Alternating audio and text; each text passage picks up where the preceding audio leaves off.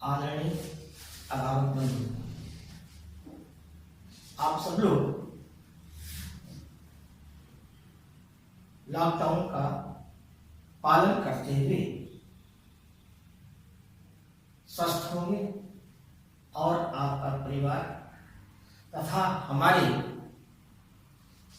भैया बहन स्वस्थ होंगे। मैं सुनील रानी ज्योति देवी सरस्वती विद्या निकेतन के आचार्य कक्षा सप्तम के छात्रों के लिए सोशल विषय का कक्षा प्रारंभ कर रहे हैं। मेरे प्रिय छात्र एवं छात्रा, आपने इतिहास का जो पहला चैप्टर है, पहला पाठ है, वह मध्यकालीन भारत का परिचय। मध्यकालीन, चूंकि हम यहां पर मध्यकालीन भारत के विषय में पढ़ेंगे। इसके पहले आपको कक्षा 6 की एक बार इतिहास का समग्र परिचय देते हुए आपको उन पुरानी बातों को याद दिलाते हुए जो कक्षा अष्टम में इतिहास में पढ़े हैं, पढ़ाते हुए हम आगे बढ़ेंगे। कक्षा षष्ठ का जो इतिहास है वह प्राचीन इतिहास कहलाता है। वहां पर हम मानव सभ्यता का उदय, विकास के विषय में पढ़ते हैं। वैसे तो हमारा जो इतिहास है वह दो भागों में बटा हुआ है। जो पहला भाग है उसे प्राग ऐतिहासिक काल कहते हैं। प्राग ऐतिहासिक काल का तात्पर्य है वह काल जो पूर्व का काल, अर्थात आदि मानव की सभ्यता, उस काल को प्राग ऐतिहासिक काल कहते हैं। संक्षेप में हम कह सकते हैं वह काल जब मानव को लिखित इतिहास का विवरण प्राप्त नहीं था। सिर्फ हम खुदाई के माध्यम से, उस वक्त प्रयोग की गई सामग्री के माध्यम से, जो खुदाई के वक्त प्राप्त वस्तु है, सिक्के हैं, आदि के माध्यम से हम उस समय के काल का क्रमबद्ध तरीके से हम अनुमान लगाते हैं और उसे लिखते हैं। वह हमारा प्राग ऐतिहासिक काल कहता है, अर्थात वह काल जिसका लिखित विवरण उपलब्ध नहीं है, ऐसे काल को प्राग ऐतिहासिक काल कहते हैं। इसी प्रकार दूसरा जो हमारे इतिहास का जो दूसरा भाग है उसे कहते हैं ऐतिहासिक काल। ऐतिहासिक काल वह काल है जब मानव की प्रगति की कहानी के का भाग जो लिखित रूप में हमें प्राप्त है, यानी कि मानव की प्रगति की कहानी के उस भाग या काल को ऐतिहासिक काल कहते हैं जिसका हमें लिखित विवरण हमें प्राप्त हुआ है। यह हमारे इतिहास को दो हिस्सों में बांटा गया है। अगर हम प्राक ऐतिहासिक काल की थोड़ी सी चर्चा करें तो यह वह काल है जब पृथ्वी की उत्पत्ति से लेकर मानव के विकास की प्रक्रिया, जब मानव के विकास की प्रक्रिया तक का काल यानी कि पाषाण काल तक के काल को यह प्रगति का, मानव की प्रगति का काल है। इसके आगे धीरे धीरे हम आगे और पढ़ते हैं। यह प्रमुख रूप से इसको हम दो हिस्सों में बांटते हैं। अब आता है इतिहास का क्या अर्थ है। इतिहास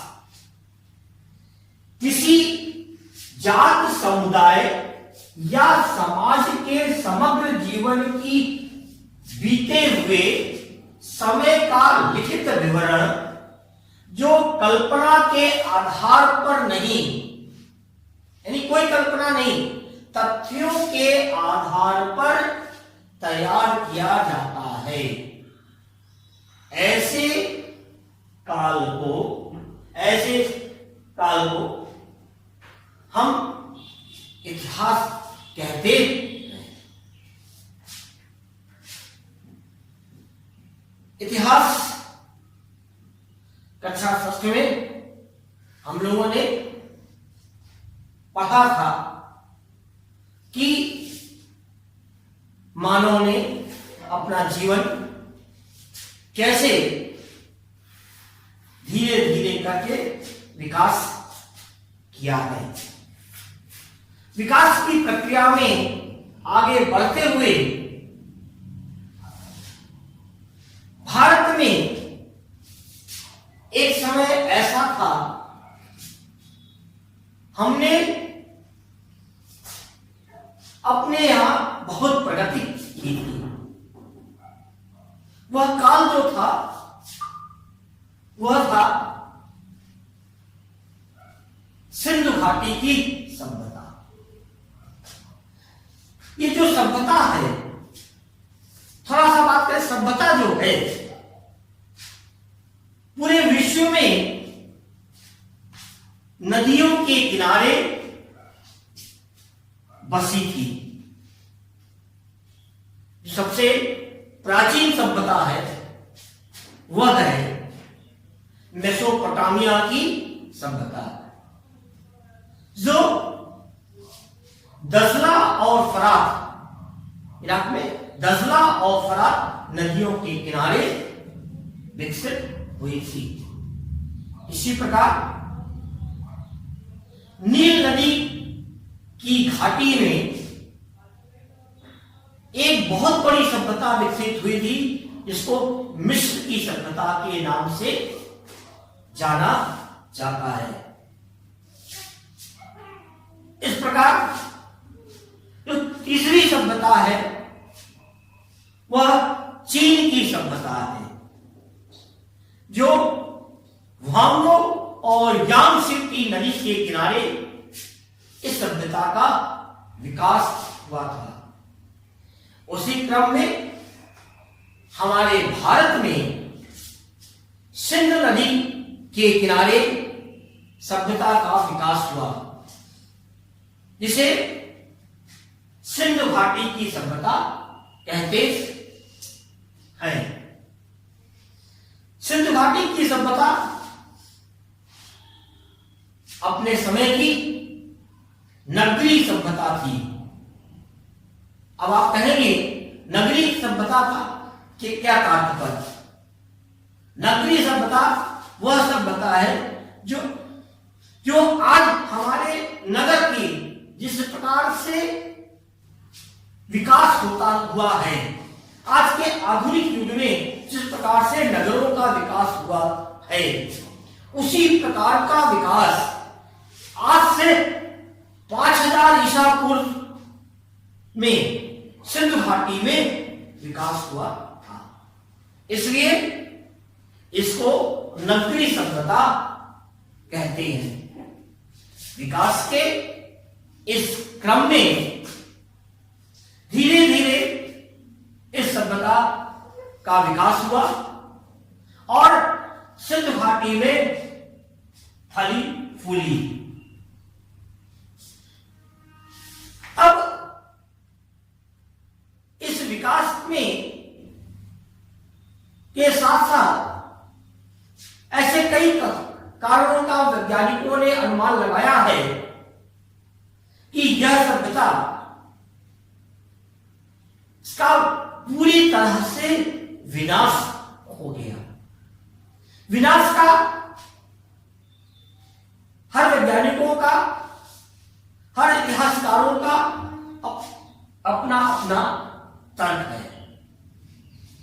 कुछ लोग कहते हैं भूकंप आया होगा, कुछ लोग कहते हैं बाढ़ आई होगी, कुछ लोग कहते, कुछ का मत है कि आर्यों का आक्रमण के कारण इस सभ्यता का विनाश हुआ है। यानी कि आर्यों ने इस सभ्यता का विनाश कर दिया और उस पर अपना अधिकार स्थापित कर दिया और आगे चलकर उस प्रदेश को उन्होंने सप्त सैंधो का नाम दिया। सप्त सैंधो का मतलब का अर्थ तात्पर्य 7 नदियों का देश। यह 7 नदियों के देश को सप्त सैंधो कहा गया। यह इस प्रदेश में बहने वाली 7 नदियां सतलुज, ब्यास, रावी, चिनाव, झेलम, सिंधु, सरस्वती, ये 7 नदियां इस क्षेत्र में बहती हैं। इसलिए इसको 7 नदियों का प्रदेश या सप्त सैंधो के नाम से जानते हैं। इस युग को वैदिक युग भी कहा जाता है। यह युग ग्रामीण सभ्यता के भी नाम से जानते हैं। वैदिक युग में भारत की सीमा पश्चिम में अफगानिस्तान से लेकर, यानी कि अफगानिस्तान पश्चिम में अफगानिस्तान से लेकर पूर्व की दिशा में म्यांमार, जो पुराना नाम था बर्मा, तथा उत्तर में नेपाल से लेकर दक्षिण में तमिलनाडु तक फैला हुआ था। इस पूरे देश को 5 हिस्सों में बांटा गया था। पहला हिस्सा उदिच, इसे कहते हैं, ये जो हिस्सा था अफगानिस्तान से उत्तरी पाकिस्तान तक का हिस्सा उदिच कहलाता है।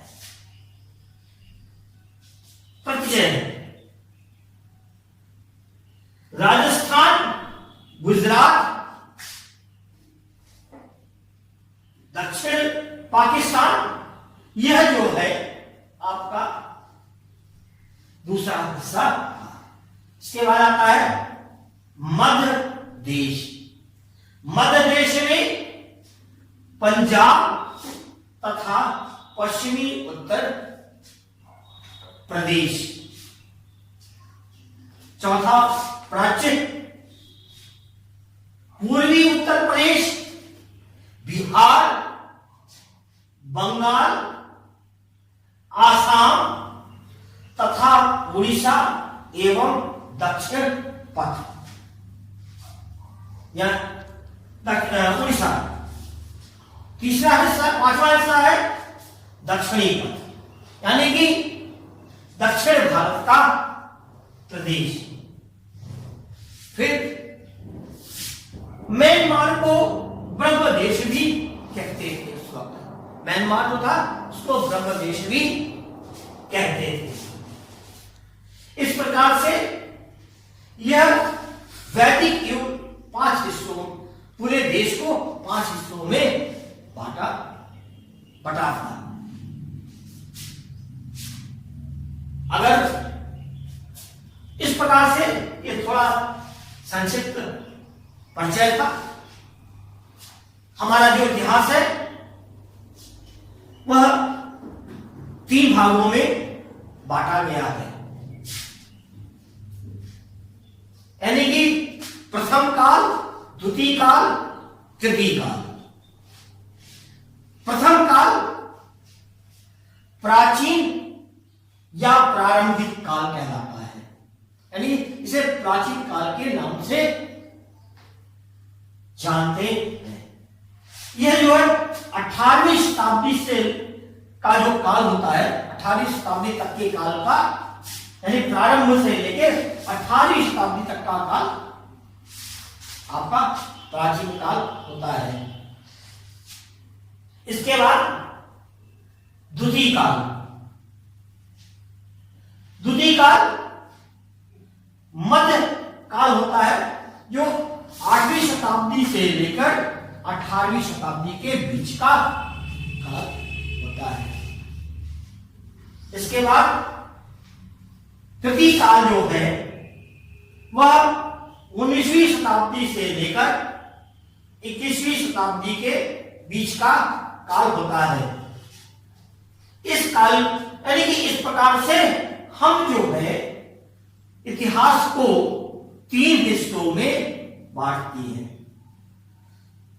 हम इस कक्षा 7 में यह मध्यकाल को पढ़ेंगे।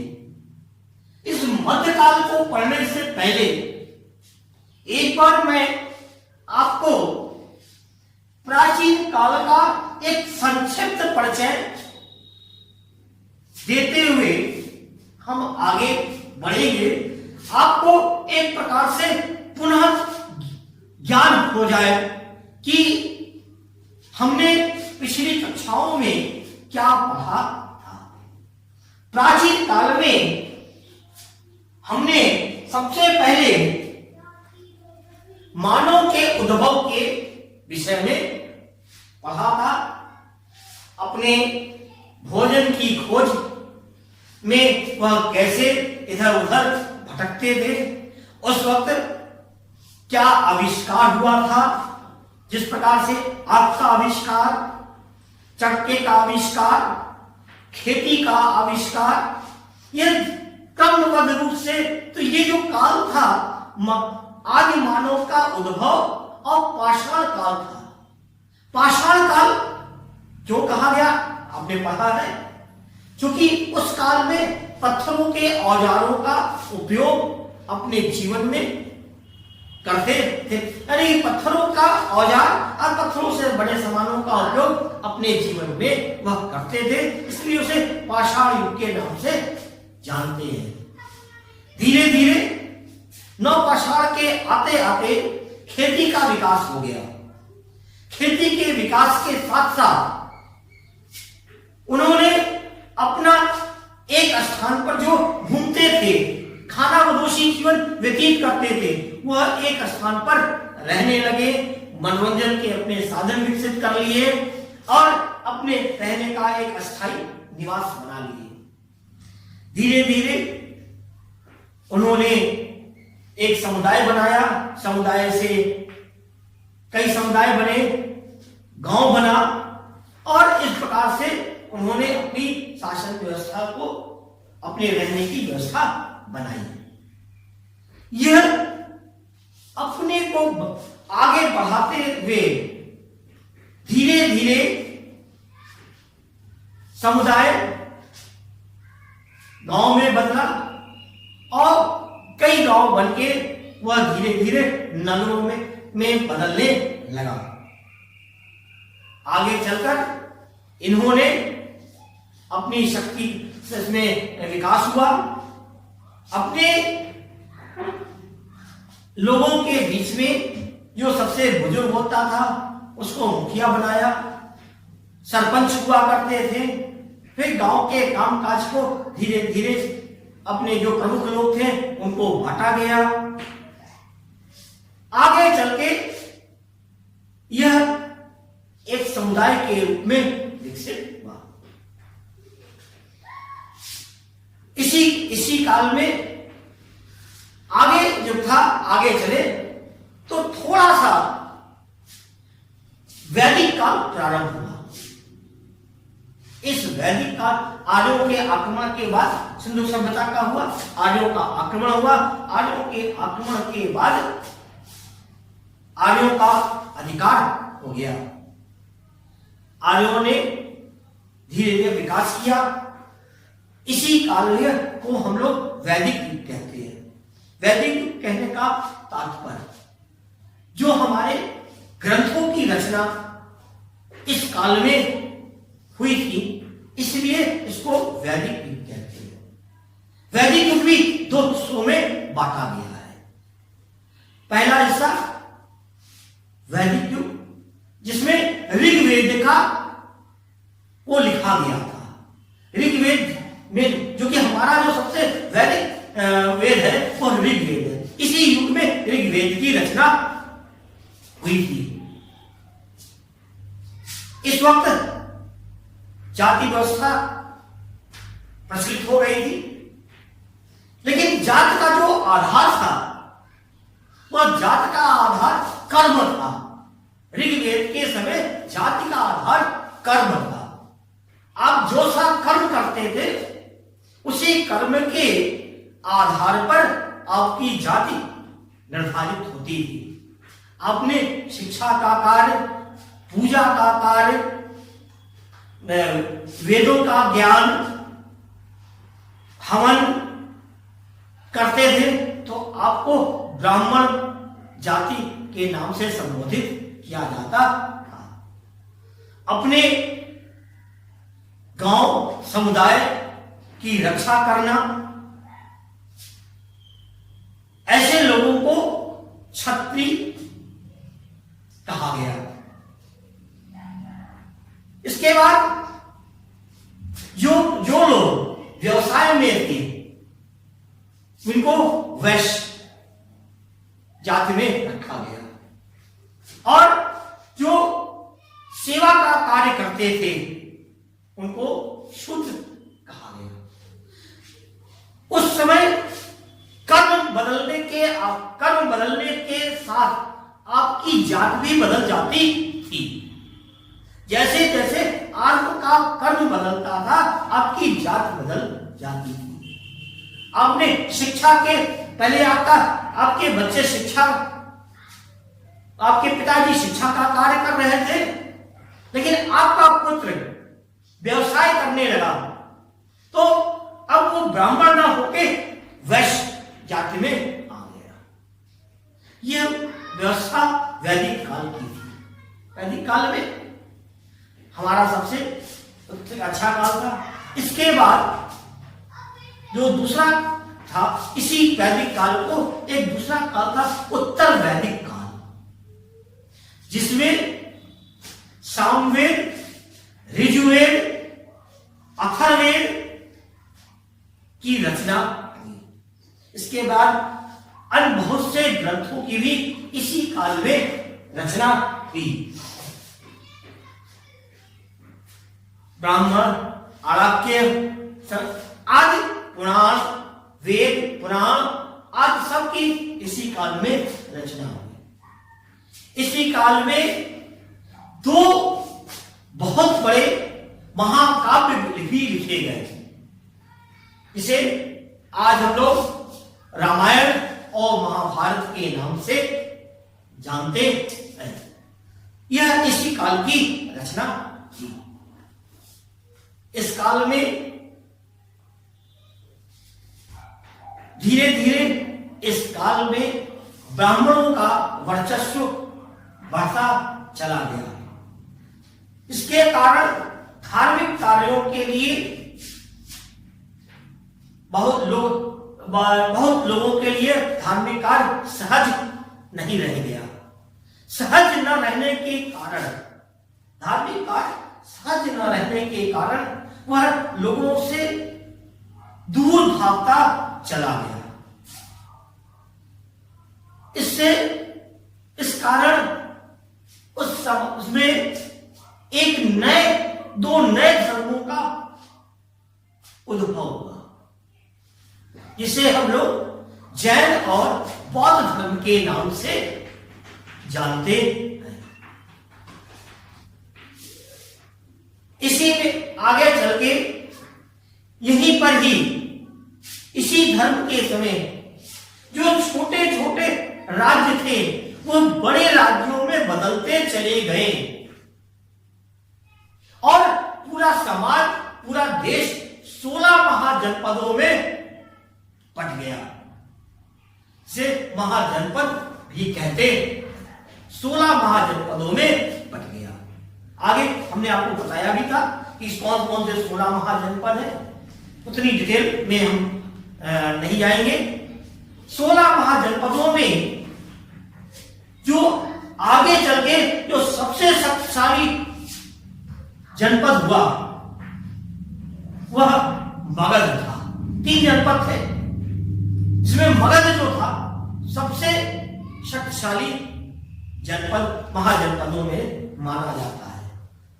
मगध में सबसे पहले मगध में आपको मगध का उत्कर्ष, मगध के उत्कर्ष में जो सबसे पहले जो सबसे शक्तिशाली राजा का नाम आता है वह है बिंबिसार, जो मगध को उत्कर्ष पर ले गया और मगध की कीर्ति को बढ़ाया।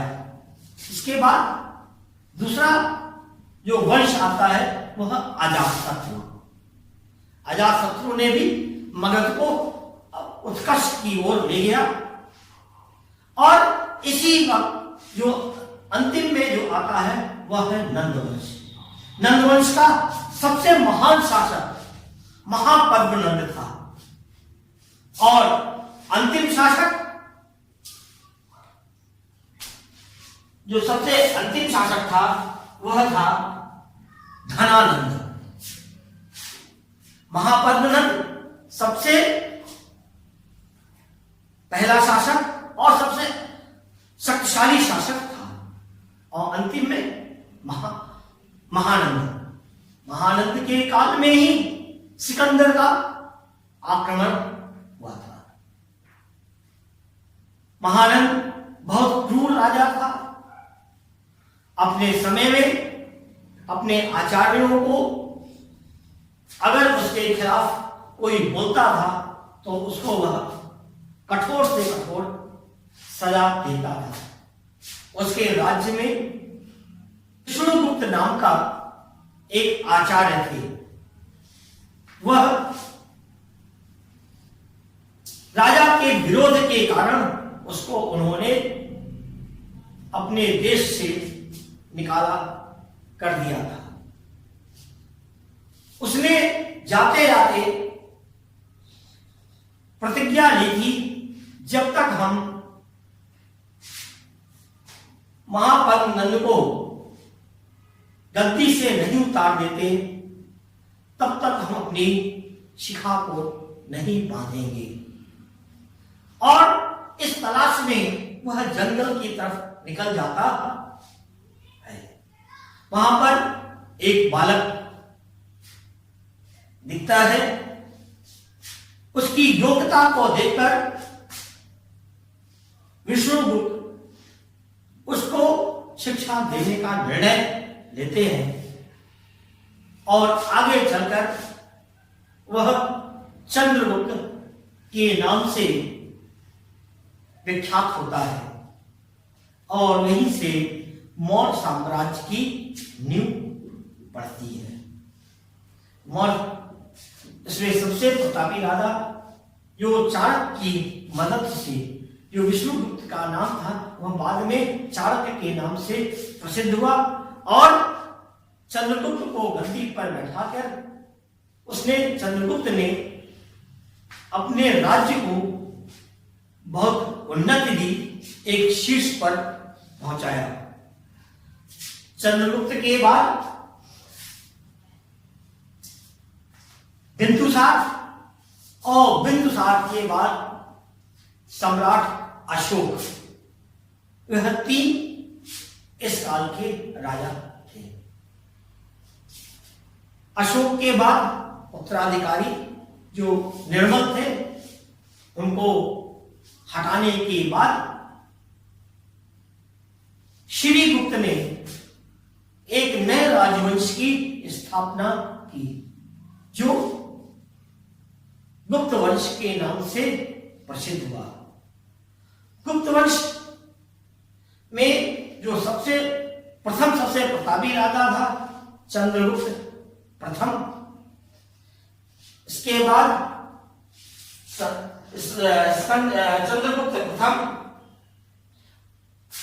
चंद्रगुप्त प्रथम के बाद समुद्रगुप्त के बाद चंद्रगुप्त द्वितीय, स्कंदगुप्त, कुमारगुप्त, अन्य बहुत से राजा हुए।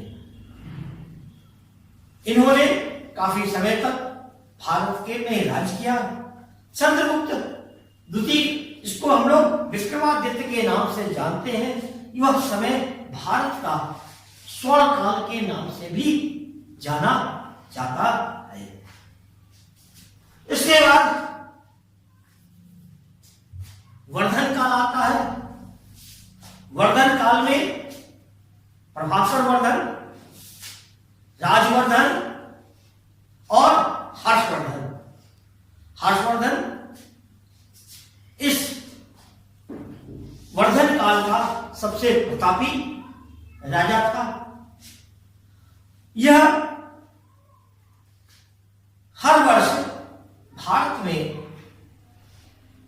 जब कुंभ का मेला लगता था, हर 5 वर्ष बाद यहां पर अपनी सारी संपत्ति दान पर देकर चला जाता था और अपनी बहन से वस्त्र लेकर पुनः राज्य में पहुंचता था और फिर अपने राज्य कार्य को प्रारंभ करके फिर अगले 5 वर्ष में अपनी सारी संपत्ति दान देता था। हर्ष के बाद हर्ष का बहुत शासनकाल काफी रहा। अपनी विजय युद्ध में जो उसको सबसे बड़ी पराजय हुई, दक्षिण भारत में नर्मदा नदी के किनारे पुष्पमित्र से उसकी अपनी विजय अभियान में वहीं पर उसका लगाम लगा।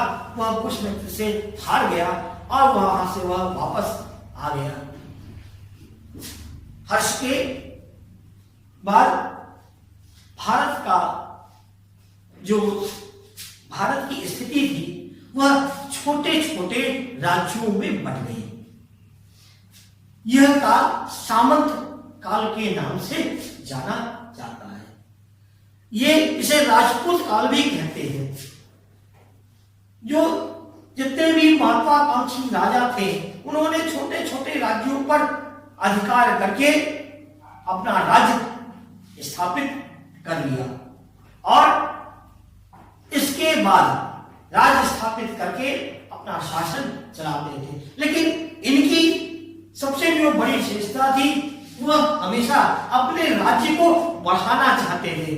अब अपने बढ़ाने की लालसा में वह अपने आसपास के कमजोर शासकों पर वह हमेशा युद्ध करते थे और उस पर वह कब्जा कर लेते थे।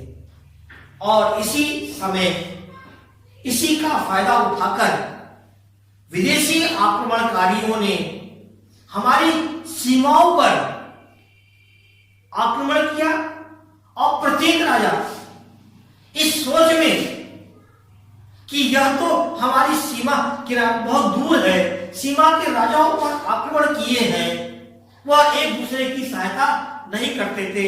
और कभी कभी तो यह होता था कि वह उन विदेशी आक्रमणकारियों पर की मदद भी करते थे उनको हराने के लिए, कि ऐसा बाद में उन राज्य पर अपना कब्जा क्यों ना हम कर लें। इस प्रकार से धीरे धीरे करके विदेशी आक्रमणों ने भारत पर आक्रमण करना प्रारंभ किया। इस प्रकार से हम देखते हैं कि यह हमारी प्राचीन भारत का इतिहास जो था वो यहाँ पर खत्म होता है और यहीं से ही हम मध्यकाल में प्रवेश करते हैं। देखिए, मध्यकाल और प्राचीन काल की कोई एक स्पष्ट दीवार नहीं है। कारण मध्यकाल और प्राचीन काल और मध्यकाल के बीच का जो काल कहते हैं उसे संक्रमण काल कहते हैं। ये दोनों का मिक्सचर है, ये संक्रमण काल कहता है। और इसी संक्रमण काल में ये हमारा धीरे धीरे भारतीय राजाओं का अंत हुआ और विदेशी आक्रमण मजबूत होते चले गए और यहीं से ही मध्यकाल प्रारंभ होता है, जिसका आगे हम आपको विवरण आपको बताएंगे। जो अगले पार्ट में मैं इसका आगे उल्लेख करूंगा। धन्यवाद।